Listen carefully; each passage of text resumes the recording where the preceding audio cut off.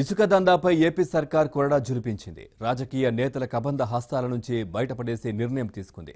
పూర్తిగా ప్రభుత్వ సిబ్బందే ఇకపై ఇసుక రీచ్లను పర్యవేక్షించనున్నారు.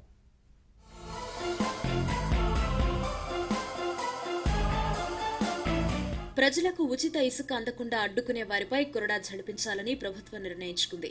ఎన్ని విధానాలు మార్చినప్పటికీ ఇసుక రీచ్లపై వాలిపోతున్న రాజకీయ రాబందులను తరిమేయాలని తీర్మానించుకుంది.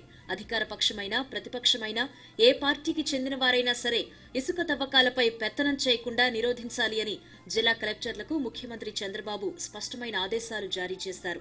రీచ్లలో ప్రైవేటు వ్యక్తులు, మధ్యవర్తుల ప్రమేయాన్ని అనుమతించరాదని, ఇసుక లోడింగ్ పూర్తిగా ప్రభుత్వ సిబ్బంది పర్యవేక్షణలోనే జరగాలని నిర్ణయం తీసుకున్నారు.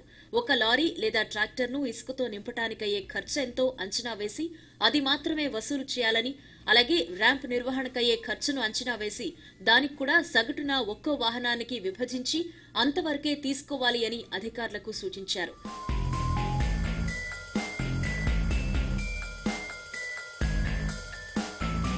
ఇసుక వ్యాపారంలో రాజకీయ నాయకులు విపరీతంగా ఆర్జిస్తున్నారు అని, ప్రత్యేకించి అధికార పార్టీ నాయకులు ఇందులో ఎక్కువగా లబ్ధి పొందుతున్నారు అని ప్రతిపక్ష పార్టీలు ఆరోపిస్తున్న సంగతి తెలిసిందే. దీనికి కళ్లెం వేసేందుకు ఇసుక రీచ్లను నేరుగా ప్రభుత్వమే నిర్వహించేలా నిర్ణయం తీసుకున్నారు. టీడీపీ ప్రభుత్వం అధికారంలోకి వచ్చిన తరువాత ఇసుక తవ్వకాలకు సంబంధించి తీసుకున్న నిర్ణయాల్లో ఇది మూడోది. గతంలో కాంగ్రెస్ హయాంలో వేలంపాటల ద్వారా ఇసుక రీచ్లను ప్రైవేటు వ్యక్తులకు అప్పగించేవారు.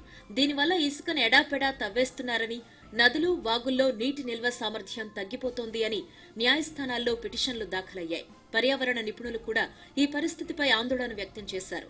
దీంతో వేలంపాటల విధానాన్ని నిలిపివేశారు. అమర్నాథ్ యాత్ర, మానస సరోవర్ యాత్రలో భక్తులకు కష్టాలు పెరుగుతున్నాయి. ప్రతికూల వాతావరణంతో ఇబ్బందులు పడుతున్నారు. మానస